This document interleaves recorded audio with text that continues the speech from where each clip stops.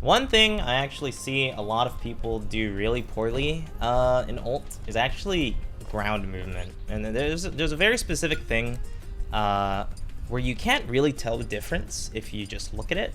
You kind of have to know what's happening. So let's look.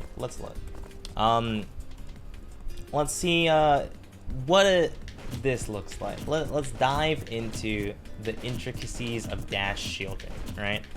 So there's a very specific way to dash shield at like a high level that's really strong. And it looks something like this. You know, it looks pretty basic, looks pretty accurate, right? Now let's show the incorrect way. Now, besides one of these looking slower, there's a lot more going into it. I'll primarily see it in situations like this, where somebody's dash dancing around and they want a shield. That's the main situation that I see people do this. Where instead of doing it like this, like let's do like dash back, dash forward shield, right? Instead of doing it like this, you can do it something like this. And the second one, clearly, it looks a lot better. It feels a lot better. But what makes it better? Well, the main thing, one, again, it is faster. Instead of you see how like you can watch Wolf stop moving and then the shield comes up? Well, in this instance, he doesn't ever like get into that situation.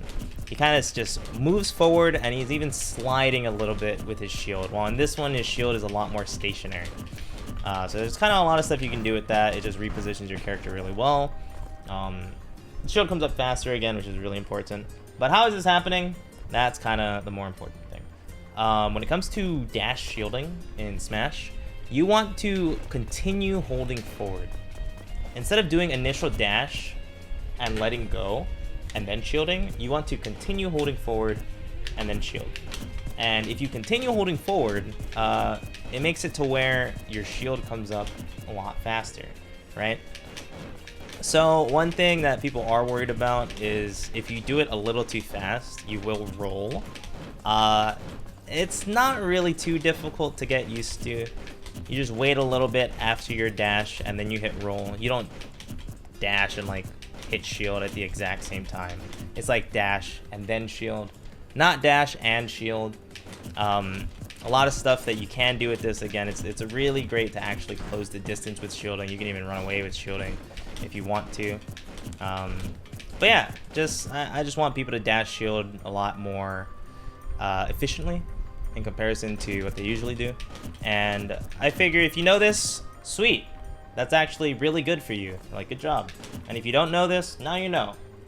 Good for you. Congrats, you're on the other side. I remember when I first learned this, it was so crazy. Oh